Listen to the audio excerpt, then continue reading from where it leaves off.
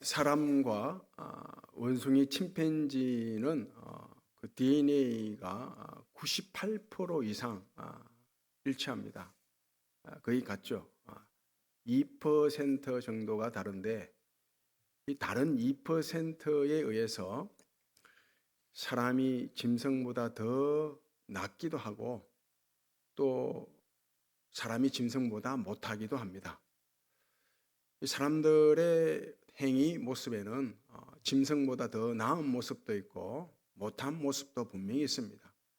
이 성경을 보면 사람의 모습, 사람의 행위가 짐승보다 더 못하다라는 내용들이 많이 나옵니다.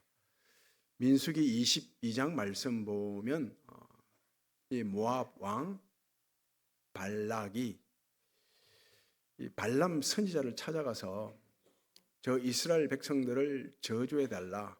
저주해서 우리와 전쟁에서 우리가 승리하도록 해달라고 부탁을 합니다. 그런데 발람 선지자가 거부합니다. 난 이스라엘을 저주할 수 없다. 거부합니다. 계속해서 저주해 달라고 부탁을 하자 이 발람 선지자 입에서 대뜸 이런 말이 나옵니다. 많은 돈을 갖다 준다고 해도 나는 이스라엘을 저주할 수 없다고 합니다. 갑자기 많은 돈을 준다 해도 이 말이 나와요. 이건 많은 돈을 주면 이스라엘을 저주하겠다 이런 뜻이죠. 이 눈치 빠른 모압 왕이 많은 복비를 챙겨서 발람 선지자에게 가서 내놓으면서 저주해달라. 그래 좋다. 이제 저주할게. 이스라엘을 저주하기 위해서 나귀를 타고 길을 갑니다. 가는데 이 나귀가 갑자기 멈춰 서는 거예요. 그러자 왜 멈춰 섰냐고 하면서 발람 선지자가 나귀를 때립니다. 또 가다가 멈춰 서고 또 때리고 가다가 멈춰 서고 때리고 세 번씩이나 반복을 했는데 이 나귀 입에서 이런 말이 나옵니다. 주인님, 제가 언제 주인님 태우고 가는 길을 멈췄던 적이 있습니까? 한 번이라도 있습니까? 없지 않습니까? 이건 다른 말로 하면 지금 그 주인님께서 이스라엘을 저주하러 가는 일이 잘못된 일 아닙니까? 이런 뜻이거든요. 그 왜 나귀가 가는 길을 멈춰 서서 이런 말을 하는가 하면 이 나귀의 눈이 열려서 여호와의 사자가 가지 못하도록 딱 지키고 있는 게 보인 거예요. 그리고 하나님의 음성이 들렸죠. 그 음성 그대로 전하는 것입니다. 지금 나귀의 눈이 열리고 귀가 열리자 하나님의 사자를 보게 되고 그리고 하나님의 음성을 듣게 됩니다. 그러나 이 발람 선지자의 경우는 영적인 눈이 감겨져 있고 귀가 막혀 있어서 하나님의 사자를 보지 못하고 또 하나님의 음성을 듣질 못합니다. 이 무엇을 말하냐 하면 영적인 눈이 감겨져 있고 영적 귀가 막혀져 있으면 나귀보다 못하다. 이걸 말씀하죠. 이사야 선지자가 이스라엘 백성들 향해서 이런 말씀을 전합니다. 소는 그 임자를 알고 나귀는 그 주인의 구유를 알건만은 이스라엘 백성들은 알지 못하고 깨닫지를 못한다. 이스라엘 백성들이 영적 눈이 감겨져 있고 귀가 막혀져 있으니까 소보다 못하고 나귀보다 못한 그런 모습을 보여주는 것입니다. 예레미야서를 보면 이런 말씀도 있습니다. 공중의 학은 그 시기를 알고 산 비둘기, 두루미, 제비들은 가고 오는 갈 때, 날아서 갈 때를 알고 또 돌아올 때를 알고 다 안다는 거죠. 그런데 이스라엘 백성들은 전혀 모른다는 거예요. 이스라엘 백성들이 짐승, 날짐승, 집짐승보다 더 못하다는 말씀입니다. 사람은 또 짐승보다 낫습니다. 더 나은 모습이 있죠. 하나님을 찬양하고 경배하는 것, 이거 짐승이 할 수 없습니다. 이 하나님을 향하여 영적 목마름을 가지는 것, 이것도 짐승은 못해요. 하나님께 엎드려서 기도하는 것, 이것도 짐승은 못합니다. 바울이 그런 고백을 하죠. 내가 선을 행하기를 원하는데, 내 마음은 선을 행하고 싶은데 이 선을 행하지 못하도록 하는 그 무엇이 육신의 법, 악이 있어서 자꾸 선을 행하려고 하는 나를 못 살게 한다는 것입니다. 그래서 탄식하죠. 아, 나는 공고한 사람이다. 선을 행하기를 원하는 나에게 악이 함께 있어 선을 행하지 못하도록 하는구나. 탄식을 한다고요. 이런 것은 사람만 할 수 있습니다. 짐승은 절대 못합니다. 짐승보다 더 나은 모습이죠. 열왕기상 2장 말씀을 보면 여러 사람들이 나오는데, 다음 주에 살펴보겠습니다마는 여러 사람들이 나오는데 짐승보다 더 나은 사람도 나오고 짐승보다 못한 사람도 나옵니다. 오늘 본문은 다윗이 죽음이 임박해서 유언을 남기면서 하는 말입니다. 내가 이제 모든 사람이 가는 길을 가게 되었으니 너는 힘써 대장부가 되라. 여호와의 명령을 지켜 행하고 모세 율법에 기록된 법률과 규례와 율로와 증거들을 지키게 되면 네가 어디를 가든지 무엇을 하든지 형통하게 될 것이고 그 네 몸에서 날 자에 의해서 왕위가 계속 이어지게 될 것이라 이렇게 말씀합니다. 먼저는 네가 여호와의 명령, 모세의 율법책에 기록된 법률과 규례와 율례와 증거를 지키라. 이건 무엇인가 하면 레위기 언약입니다. 레위 언약. 레위기서에 나오는 그 하나님의 약속들이에요. 모세 율법에 기록된 법률과 규례와 율례와 증거들은 레위 언약입니다. 이 레위 언약은 말라기서 말씀을 보게 되면 생명과 평강의 언약이니라 이렇게 말씀한다고요. 구약의 모든 내용들은 이 레위 언약을 기준으로 해서 구성되어 있습니다.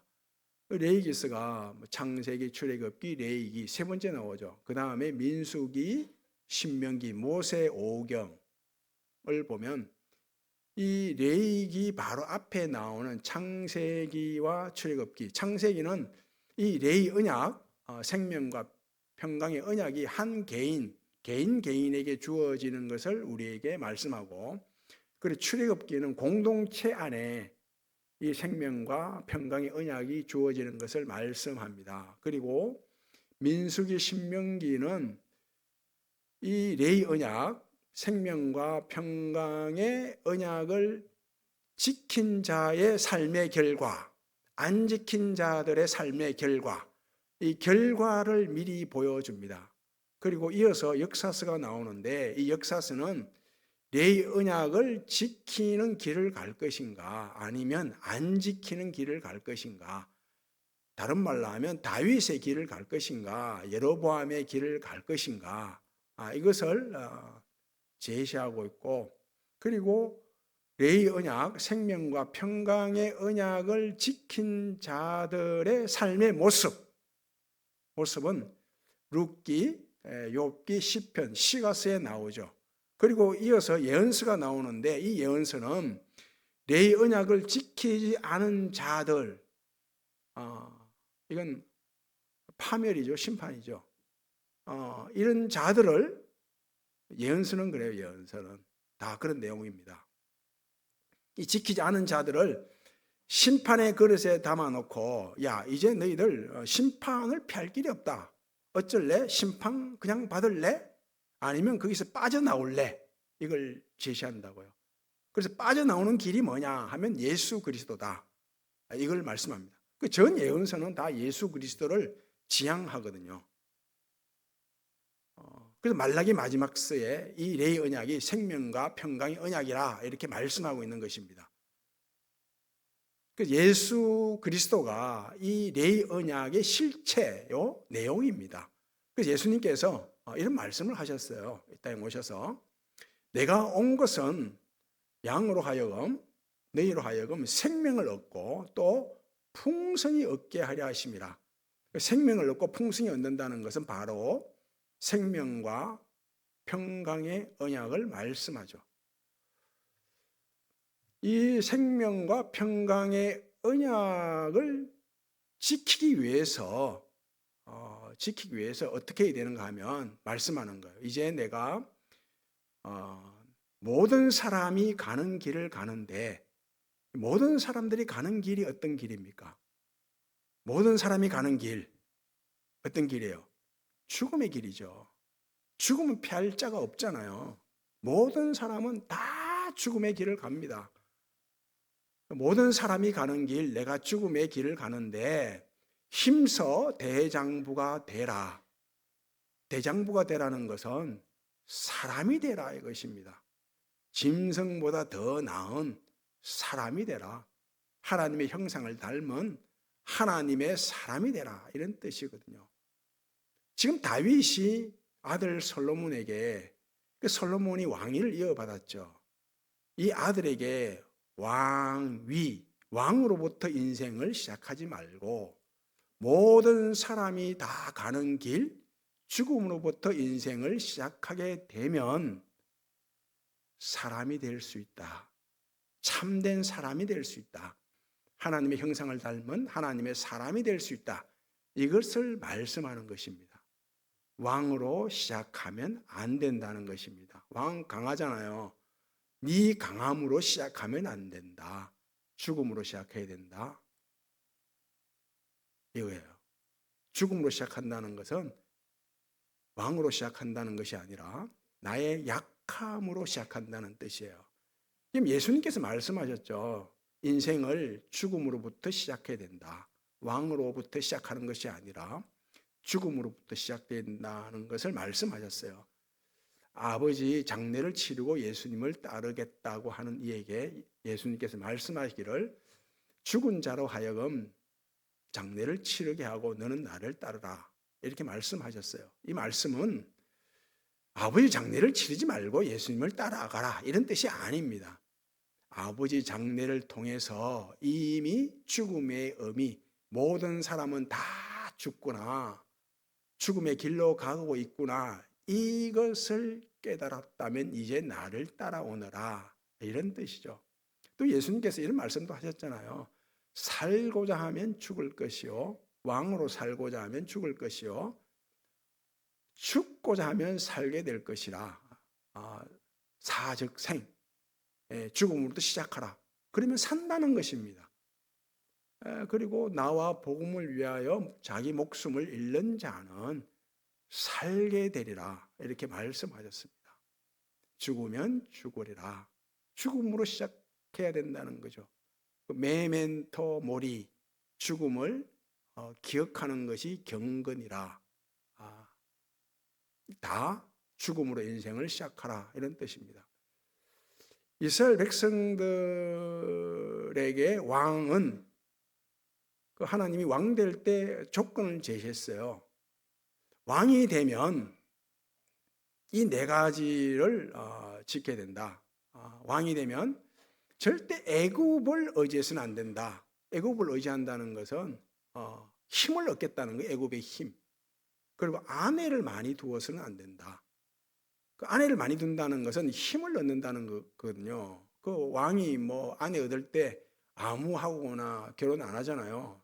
이방 나라들하고 결혼하잖아요. 그러면 그들과 우호 관계를 맺게 되고 그 이방들이 힘이 되는 거죠. 그리고 군마, 전쟁에 쓰이는 말을 많이 두면 안 된다. 군사력 의지하면 안 된다는 것입니다. 왕은. 그리고 뭐 은금을 쌓아두지 마라. 이것도 힘이죠. 그래서 왕으로 인생을 시작하지 말라. 이건 다른 말로 하면 강함으로 시작하지 말라. 약함으로 인생을 시작하라. 이런 뜻으로 말씀하신 것입니다. 다윗도 그걸 안 거죠. 지금 다윗이 이런 유언을 남기는 것은 자기 자신이 하나님 앞에 약함으로 살았거든요. 죽음으로 인생을 시작했거든요. 그 다윗이 고백하기를 이런 고백을 합니다. 내가 어려서 목동으로 양을 칠 때에 이 곰과 사자가 와서 양을 빼앗아 갈 때 그들을 쫓아냈다. 양들을 다 구했다. 지켜냈다. 이럴 때 다윗이 이런 고백을 한다고. 하나님께서 건져내셨다. 그럽니다. 나는 약하기 때문에 나는 건져낼 힘이 없는데 하나님이 건져냈다는 거예요. 하나님이 내 약함을 아시고 하나님이 건져냈다. 그리고 다윗이 골리앗과 싸우러 갈 때도 마찬가지 아닙니까? 사울이 주는 군복 입지 않죠. 칼 차지 않습니다. 투구 쓰지 않습니다. 오직 하나님의 이름으로 나아가죠. 약하다는 것입니다. 내가 하나님 이름을 걸고 나가는 거예요. 그 이방과 전쟁에서도 마찬가지예요. 다윗은 하나님 저 이방 추격할까요?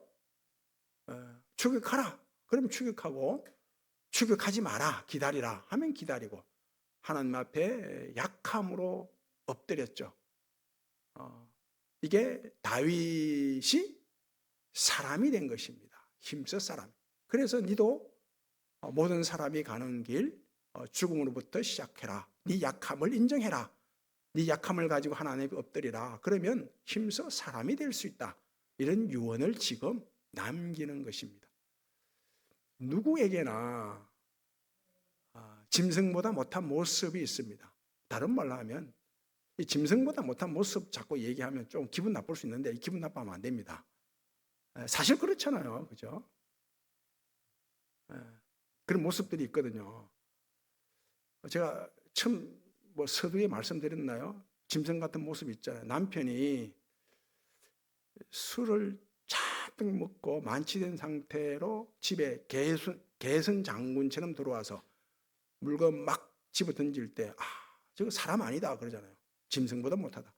돈 못 벌어온다고 짐승보다 못하다 이런 말 하지 않습니다. 또 부인이 밥을 안 하고 살림을 안 산다고 해서 반찬을 제대로 안 한다고 해서 짐승만 못하다 이런 말 안 한다고요. 아내가 저녁밥 먹고 몰래 나가서 주점이나 노래방 가서 밤새도록 탬버린 흔들고 새벽에 와서 도둑 고양이처럼 살 들어올 때 짐승만 못하다 이런 말 한다고요. 이 극단적인 모습인데 짐승만도 못한 모습이 우리에게 있습니다. 병든 행위가 있다고요. 그리고 삶이 상해 있고 또 벌레 먹은 모습들이 우리에게 있다고요. 이렇게 말씀하죠. 시편 49편에서는 존귀하나 사람이 존귀하나 이 사람이라는 거예요. 존귀하나 깨닫지를 못하면 멸망하는 짐승과 같아. 멸망하는 짐승보다 못하다. 이렇게 말씀합니다. 병원을 가면 다 병자들밖에 없습니다. 허리가 아파서 정형외과를 가면 허리 아픈 사람이 이래 많나 할 정도로 많아요. 내과 가면 이 위장 안 좋은 사람들이 이래 많나 할 정도로 많다고. 병원 가면 병자들이 굉장히 많아요. 덕실거립니다. 정말 많습니다. 병원에 가면. 그러면 병원에만 병자가 있습니까? 아니죠. 병원 밖에도 병자들이 굉장히 많아요. 병원 밖에 있는 병자들은 아직 병이 발견되지 않았고 아직 병이 자라지 않았어요. 그래서 병의 정상이 안 나타난 거예요. 그래서 병이 있기로는 병원에 있는 병자들이나 병원 밖에 있는 사람들이나 매 한 가지입니다. 우리가 교회 안에 있다고 해서 우리의 행위가 교회 밖에 있는 세상 사람들보다 더 낫습니까? 안 낫습니다. 다르지 않습니다. 똑같습니다. 우리에게도 병든 행위가 있고 교회 밖에 있는 사람들에게도 병든 행위가 있다고요. 짐승만도 못한 모습들이 있어요. 뭐가 다르냐 하면 우리는 우리의 행위에 병이 들어있다. 우리의 삶이 상해 있다. 벌레 먹었다. 이걸 아는 거예요. 우리는 알고 세상 사람들은 교회 밖에 있는 사람들은 모르는 거예요. 그 알고 우리는 하나님 앞에 나의 연약함을 가지고 엎드리게 되죠. 이 야고보서는 행함을 굉장히 강조하죠. 행함이 없는 믿음은 죽은 믿음이다. 그런다고요. 제발 입만 살아있는 그리스도인 되지 마라. 행함이 없는 믿음, 영원히 죽은 믿음, 그런 믿음은 귀신들도 가지고 있다고 말합니다. 그러면서 이 병든 행위, 벌레 먹은 내 삶의 모습들, 무엇으로 고칠 수 있느냐, 그런 거예요. 무엇으로 고칠 수 있느냐 하면 이건 하나님이 주신 지혜, 하나님이 지혜로만 고칠 수 있다고 합니다. 그래서 하나님이 후히 주시고 꾸짖지 아니하시는 하나님께 지혜를 구하라, 이런 말씀을 하고 있고, 야고보는 그리고 온갖 좋은 은사와 온전한 선물이 다 하늘 아버지로부터 내려온다고 하고, 너희 중에 병든 자가 있느냐, 육신이 병들었든지 어떤 삶이 병들었든지 행위가 병들었든지 병든 자가 있느냐, 기도하라, 이런 말씀들을 하고 있습니다. 야고보서에서. 그 야고보는 안 거죠. 이거 하나님의 지혜가 아니고는 우리의 병든 행위를 고칠 수 없다. 하나님의 지혜로만 짐승보다 더 나은 삶의 모습을 가지고 살아갈 수 있다. 이걸 안 것입니다. 어떻게 알았는가 하면 그 야고보의 그 육신의 형이 예수님이지 않습니까? 예수님께서 이 공생의 사역을 감당하시는데 가만히 보니까 굉장히 바쁜 거예요. 예수님께서 밥 먹을 시간도 없고 잠시 쉴 틈이 없는 거예요. 그 바쁘게 굶주린 자의 굶주림을 해결하고 병든 자의 병을 고치고 귀신 들린 자 귀신을 쫓아내고 정말 바쁘게 사역을 감당하는 거죠. 그런데 그 바쁜 와중에도 새벽 미명에 기도하고, 그리고 한적한 곳에 가서 기도하고, 감람원에 가서 기도하고, 기도가 습관이 된 것을 본 거예요. 실제로 말씀하고 있습니다. 예수님께서 습관을 쫓아 기도하러 가셨더라. 습관은 한두 번 하는 걸 습관이라고 하지 않습니다. 습관은 그 습관된 일 행위를 하지 않을 때 이상하고 불편하고 어색해요. 지금 주일 예배 드리러 오는 게 습관 아닙니까? 좋은 습관이죠. 근데 주일 예배 안 드리고 다른 일을 하고 다른 곳에 있으면 이상하고 어색하잖아요. 내가 왜 여기 있나? 그러지 않습니까? 그래서 요즘 점점 어떻게 되어가는가 하면 수요 기도회에 참석 안 하는 것이 습관이 되어가고, 새벽 기도 안 나오는 것이 습관이 되어갑니다. 그러시면 안 됩니다. 새벽 기도 나오는 게 습관이 되고, 금요 기도회, 수요 기도회, 오후 찬양 예배 참석하는 것이 습관이 되셔야 됩니다. 야고보는 기도가 습관이 되었다고요. 예수님 모습을 보고 계속해서 엎드리죠. 약함을 인정하는 것입니다. 병든 행위를 고치는 것은 하나님 앞에 내 약함을 인정해서 하나님이 주신 지혜로 고칠 수밖에 없다. 그래서 야고보 별명이 낙타무릎이 된 거예요. 낙타무릎. 낙타무릎은 계속 앉았다가 일어섰다가 앉아서 일었다 그러지 않습니까? 그만큼 하나님 앞에 많이 꿇었다는 거예요. 약함을 인정했다는 거죠. 바울이 육체의 가시가 있었어요. 육체의 가시가 병든 행위일 수 있고 또 삶의 상한 부분일 수도 있죠. 해석이 굉장히 많은데 어쨌든 육체의 가시 때문에 너무 괴로워서 힘들어서 하나님께 간절히 기도했는데 하나님이 응답을 하셨죠. 어떤 응답을 했는가 하면 그 육체의 가시로 인해서 그 하나님의 강함, 내 은혜가 네게 내려간다는 거예요.